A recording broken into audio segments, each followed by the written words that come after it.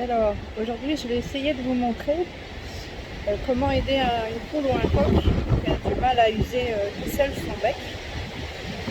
Alors, je mets un peu de vent, j'espère que ça ne va pas gêner le son. Donc, vous voyez mon coq là, je ne sais pas si on voit à l'écran, le bas du bec est plus long que le haut. Ça fait une espèce de gouttière en fait.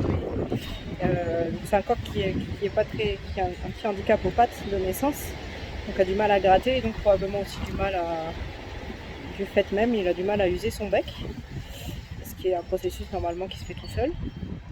Donc le bec pousse en permanence et du coup au bout d'un moment le bec est trop long et du coup ça peut le gêner pour s'alimenter tout court parce que ça fait un déséquilibre, il n'arrive pas à attraper les graines avec son bec.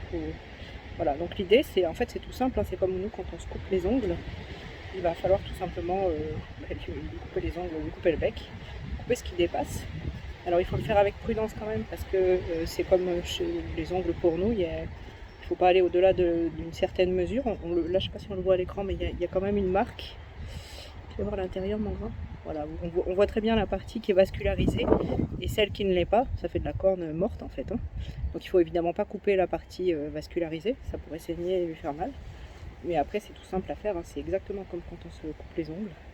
Donc, alors j'ai l'avantage, moi qu'il est très docile, le mien il est sur mes genoux, je le tiens pas, il se débat pas. Mais il faut peut-être être deux suivant le cas. Donc je prends tout simplement un coupe-ongle et puis on va faire ça. On va lui arranger la chose. Fais-moi voir ton bec. Donc on ouvre délicatement. Il se laisse faire assez docilement. Donc voilà. Et puis on va y aller doucement. On tape. Ça fait absolument pas mal. Hein. Il réagit parce qu'il entend le bruit, ça l'impressionne. C'est pas douloureux.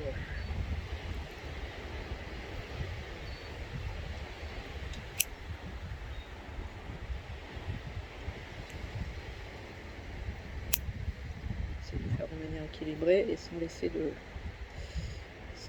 pointe qui pourrait nous gêner.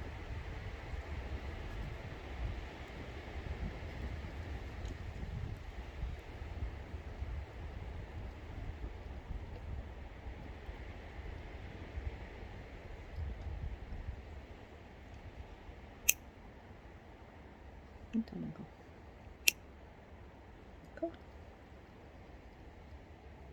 Là, mais il est encore. Hein. Il est trop long ton bec, mon grand.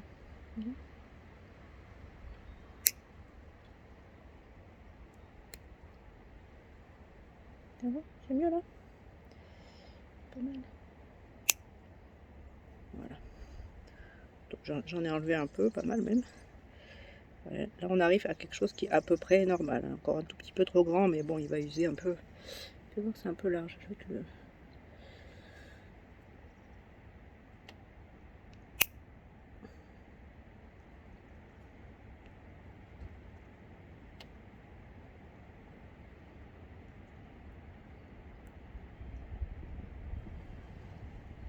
Voilà, c'est mieux. Fais voir ton bec. Tu vois. Donc là, on a un bec qui ferme à peu près et qui lui permettra normalement d'accrocher la nourriture et de pouvoir attraper les graines. Voilà, Coco.